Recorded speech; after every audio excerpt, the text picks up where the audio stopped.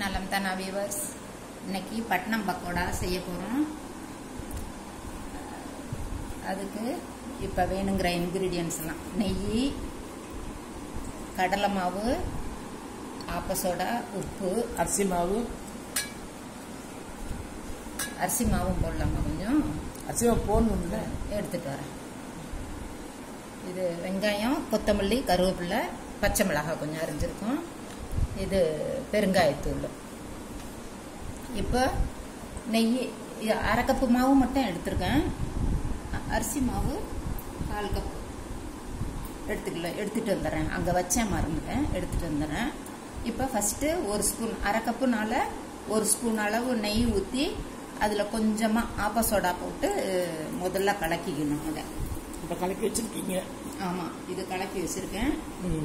இப்போ இதில் வந்து இது கடலை மாவு போடுறீங்க.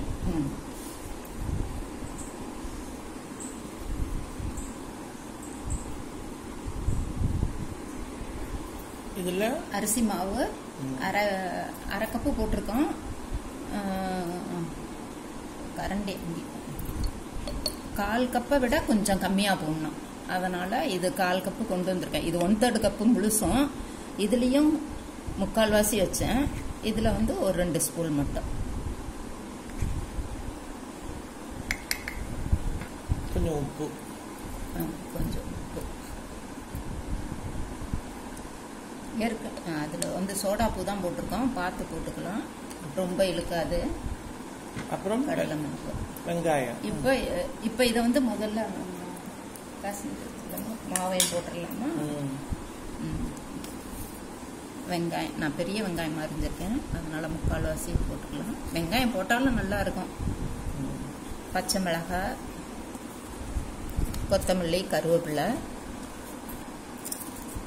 பெருங்காயத்தூள்,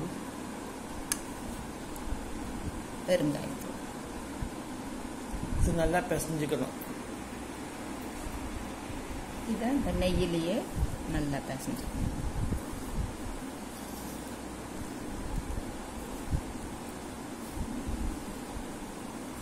நெய்யில் பிசைகிறதே நல்லா வெங்காயம் வேற சேர்ந்துருக்குது. அதனால் இதுவே நல்ல ஈரப்பசை வந்துடும். சும்மா அதனால் தண்ணி வந்து லேசாக தெளித்து மட்டும் பிடிச்சிக்கணும். பாருங்க, இப்போவே இன்னும் வெங்காயத்தில் ஈரப்பசை இருக்கும். இப்படி பிடிச்சோம்னா நல்லா எரிக்க பிடிக்கும். நல்லா பிசைய கெட்டிமாக பிசையாமல் இந்த இப்படி போல, இந்த இப்படி விரல்ல பிசையணும். அந்த வெங்காயம் ஈரமெல்லாம் இப்பவே கடலை மாவு வெங்காயம் வாசம் கம்முன்னு வருது. அந்த வெங்காயத்தில் ஈரமெல்லாம் அந்த அப்சர்வ் பண்ணிக்கும் கடலை மாவு அரிசி மாவும் சேர்ந்து. ஆரம்பத்தில் இருந்ததுக்கும் இப்பவும் பாருங்க, இப்படி பிடிச்சோம்னாவே ரொம்ப நல்லாவே பிடிக்க வருது.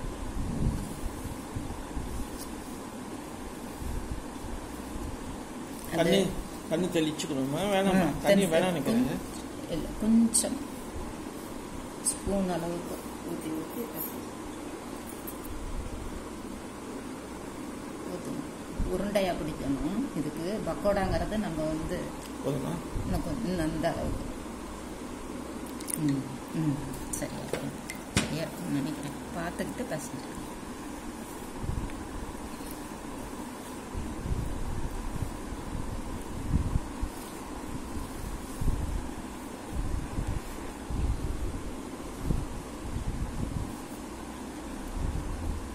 நம்ம நல்லா கொஞ்சம் அந்த நுனி விரல்லையே பிசைஞ்சா ரொம்ப நல்லது. அதே மாதிரி ரொம்ப அழுத்தம் கொடுக்காம லைட்டாக இப்படி பிசைஞ்சிட்டு விரல்லையே அழுத்தம் கொடுத்துட்டு நமக்கு வேணுங்கிற சைஸுக்கு மீடியம் சைஸாக போடலாம். ஒரு நார்மலாக இந்த அளவுக்கு உருண்டை இருக்கணும். நமக்கு பிள்ளைங்களுக்கு கொடுக்கணும்னா ஒரே வாயில் போட்டு சாப்பிடணும்னா கூட சின்னதாகவும் பிடிச்சிக்கலாம், நல்லா பெருசாகவும் பிடிச்சிக்கிட்டு வேகிற டைம் தான் வித்தியாசப்படும். இது மாதிரி பிடிச்சி வச்சுக்கிட்டு ஈவினிங் ஸ்நாக்ஸ் பிள்ளைங்க ஸ்கூல் போயிட்டு வந்தால் சாப்பிடலாம். தினம் வடை அந்த மாதிரி செய்யறதுக்கு இது வந்து பட்னம் பக்கோடா. இது டேஸ்டாகவும் இருக்கும், நல்லா இருக்கும். நெய் கலந்து செஞ்சுருக்கோம் இல்லையா? பக்கோடாவுக்கு நம்ம எண்ணெயை சுட வச்சு கொஞ்சம் ஊற்றுவோம். நல்லா கிறிஸ்பாக இருக்கும். இது வந்து மேலே கிறிஸ்பாக இருக்கும், உள்ள சாஃப்டாக இருக்கும் சாப்பிட்றதுக்கு. ஒரே மாதிரி செய்யறதுக்கு இது கொஞ்சம் வித்தியாசமா இருக்கும்.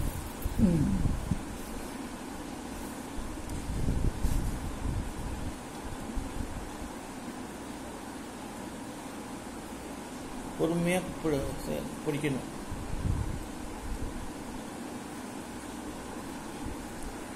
வச்சுக்கிட்டு இருக்கிறோம். நமக்கு வேணும் இது மாதிரி ஈவினிங் ஸ்நாக்ஸுக்கு இது நல்லா இருக்கும். யாரும் திடீர்னு கெஸ்ட் வந்துட்டா கூட டக்குன்னு இது மாதிரி செஞ்சிடலாம். இது ஒன்றும் அரைக்கணுங்கிற வேலையெல்லாம் இல்லை. வித்தியாசமா வேணும்னா முந்திரி பருப்பு கூட இது உள்ள கட் பண்ணி போட்டுக்கலாம். நல்லா டேஸ்ட்டுக்காகவும் இருக்கும், சத்தம் சேரும். அதே மாதிரி வெங்காயம் கொஞ்சம் நிறையா போட்டோம்னா தண்ணி கூட ஊற்றாத அளவுக்கு பிடிக்க வந்துடும் போல இருக்கு. ஒரு சில வெங்காயம் நீர் விடும் இல்லைங்களா, அதனால சரி. மற்ற வடை எல்லாம் ஊற வச்சு ஆட்டி நேரம் ஆகும். இது 10 நிமிஷத்துல செஞ்சிடலாம். கடல மாவு வீட்டில் இருக்கும் எப்பொழுதும். மற்றதெல்லாம் தான் எப்பொழுதும் வீட்டில் இருக்கிற ஐட்டம் தான். நெய், ஆப்ப சோடா.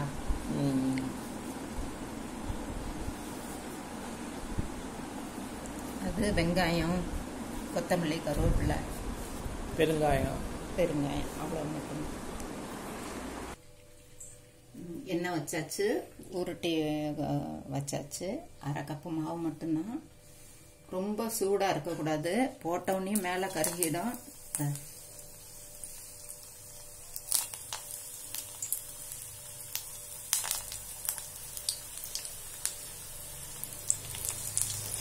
இது அப்புறம் அடுத்த எடுத்து போட்டுக்கலாமா? இதுலயே கூட போட்டுக்கலாம். என்ன ஒரு பக்கம் மெதுவாக கண்டி சின்னதாங்க.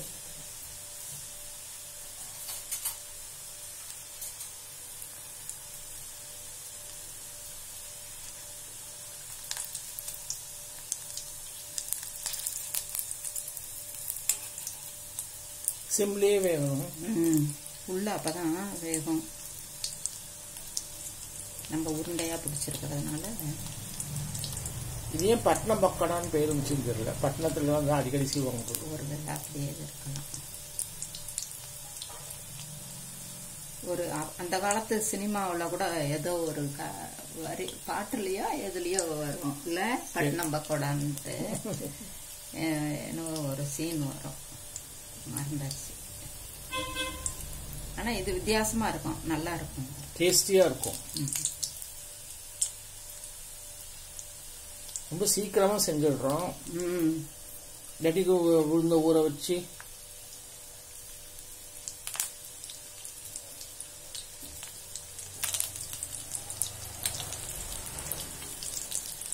என்ன நெய் ஊற்றி பசஞ்சிட்டோம்னா அந்த ஒரு கிறிஸ்ப்னஸ் ஆட்டோமேட்டிக்காக வந்துடும்.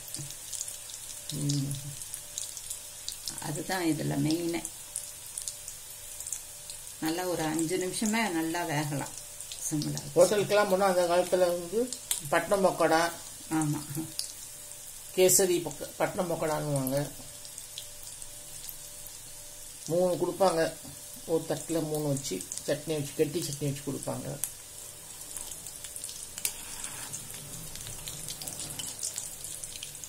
இப்போ ஹோட்டலில் பட்னம் பக்கோடாவே காணும், வடங்கே தான் இருக்குது. வடை, பஜ்ஜி, சாதாரண பக்கோடா.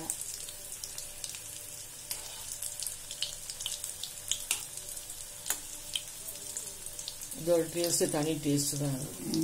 இந்த இப்படி செய்யலையே, பரட்டி போடையிலேயே அதோட டெக்ஸ்சர் தெரியுது நமக்கு.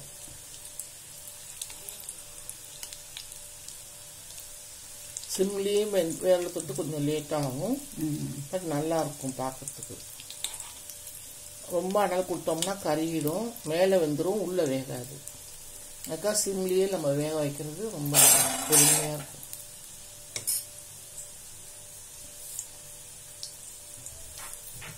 இன்னும் கொஞ்சம் எண்ணெய் ஊற்றி முழுக வச்சு கூட செய்யலாம், பட் நாங்கள் கொஞ்சமாக சுட்ட எண்ணெயை ரொம்ப நம்ம உபயோகிக்க கூடாதுங்கிறதுக்காக கம்மியா அது கடலை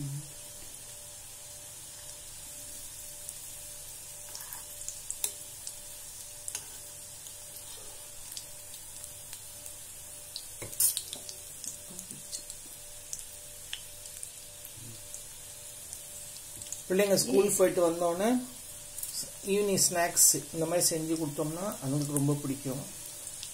சாம்பார் சாதம், ரசம் சாதம், வெரைட்டி ரைஸுங்க, எலுமிச்சம்பழ சாதம், புளி சாதம், இது மாதிரி ஐட்டத்துக்கெல்லாம் கூட தொட்டுக்கிட்டும் சாப்பிடலாம். வத்தல் வடகம் செய்யறதுக்கு பதிலா இது மாதிரி செஞ்சாலும் தொட்டுக்கிட்டு சாப்பிட்டாலும் நல்லா இருக்கும். ஸ்வீட் காரம் வேணுங்கிறப்ப இது மாதிரி செஞ்சுட்டு ஒரு கேசரியை செஞ்சா கூட சீக்கிரமா வேலையும் முடிஞ்சிடும். ஸ்வீட் காரம் செஞ்சது மாதிரியும் இருக்கும்.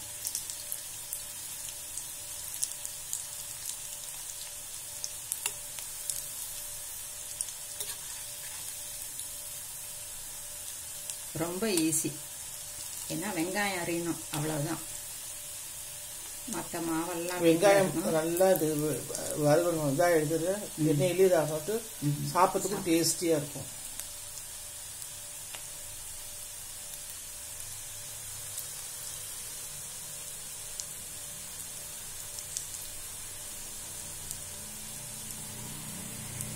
இது மாதிரி நின்று வெந்தாதான் உள்ள இருக்கிற மாவுங்கவும் வேகும், மேல கலர் டார்க் கலர் கொடுக்காம இருக்கும். அதுக்காக தான் சிம்மில் வச்சு இப்படி செய்யறது. பார்க்குறப்பவே அந்த கிறிஸ்ப்னஸ் தெரியுது பாருங்க.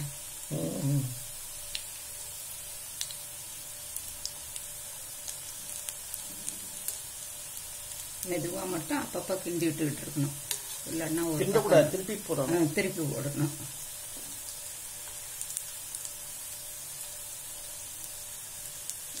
இந்த பக்கம் பூரா வந்துருச்சு, அடி பக்கம் சவக்கட்டு.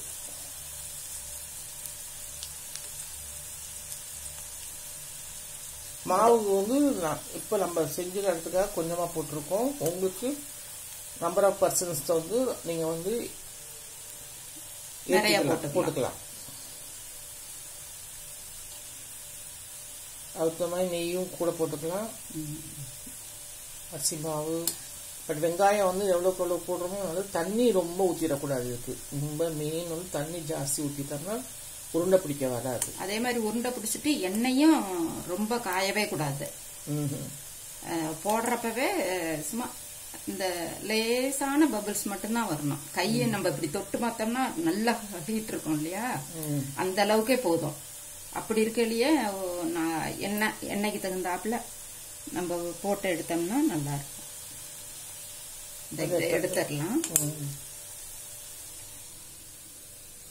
எல்லாமே வந்துருச்சு கிட்ட. இதெல்லாம் சின்னதெல்லாம் 2 இருக்கு, அதான் எடுத்துடலாம். வாசம் வெங்காய வாசம் கம்மங்குது.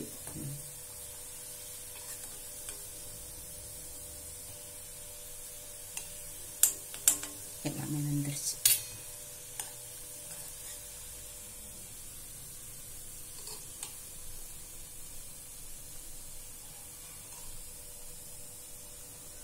இதுக்கு சாஸ் கூட சாப்பிடலாம். கெட்டி சட்னி, தேங்காய் சட்னி, கெட்டி சட்னி அரைச்சி அதுக்கு சாப்பிடலாம். நீங்களும் செஞ்சு பாருங்க, ரொம்ப டேஸ்டா இருக்கும். 1 பங்கு கடல மாவுக்கு 1/4 பங்கு அரிசி மாவு போட்டு நெய் ஒரு தட்டுல வேற எடுத்து வச்சுக்கிட்டு வேற ஒரு பவுல்ல நெய்யும் ஒரு 2 ஸ்பூன் ஊத்தி ஆப்ப சோடா கொஞ்சம் போட்டு முதல்ல கையில நல்லா பீட் பண்ணிக்கணும். பீட் பண்ணதுக்கு அப்புறமேல எல்லாத்தையும் போட்டுடணும். கடல மாவு, அரிசி மாவு, கொத்தமல்லி, கருவேப்பிலை, பச்சை மிளகாய், மிளகாய் பொடியும் போட்டுக்கலாம். நமக்கு காரம் வேணும்னா நான் மிளகாய் பொடி போடல, பச்சை மிளகாய் மட்டும்தான் போட்டிருக்கேன். பெருங்காயத்தூள், அதெல்லாம் பெருங்காயத்தூள், வெங்காயம், உப்பு இதெல்லாம் போட்டு நல்லா பிசைஞ்சுக்கணும். மெதுவா அந்த நுனி விரல்லையே பிசைஞ்சுக்கணும், அழுத்தி பிசையக்கூடாது. பிசைஞ்சுக்கிட்டு அப்புறம் பார்த்துக்கிட்டு ஒரு ஸ்பூனா தண்ணி ஊத்தணும். ஊத்திட்டு ஓரளவுக்கு வந்து வெங்காயம் தண்ணி விடும். ஆமா, அதனால தண்ணி ஊத்திட்டோம்னா உருண்டை பிடிக்க வராது. நல்லா இது மாதிரி உருண்டை பிடிச்சி வச்சுக்கிட்டு எண்ணெயை காய வச்சு, அது எண்ணெயும் ரொம்ப காயக்கூடாது, அப்படியே கை பொறுக்கிற சூடு இருக்கணும். அதுல போட்டு நல்லா மெதுவா திருப்பி விட்டு எடுத்து வச்சு சாப்பிட வேண்டியதுதான். ரொம்ப நல்லா இருக்கும். நீங்களும் செஞ்சு பார்த்துட்டு. பேர் என்ன? பட்டணம் பக்கோடா. அனந்தனா சேனல் இன்னைக்கு ஸ்பெஷல் வந்து பட்டணம் பக்கோடா. ரொம்ப ஈஸியானது வேற, ஒன்றும் கஷ்டமானதெல்லாம் கிடையாது. நீங்களும் செஞ்சு பாருங்க. நலம் தானா சேனலுக்கு சப்ஸ்கிரைப் பண்ணுங்க, பெல் பட்டனை பிரஸ் பண்ணுங்க. வேற ஒரு வீடியோவில் பார்க்கலாம். தேங்க்யூ.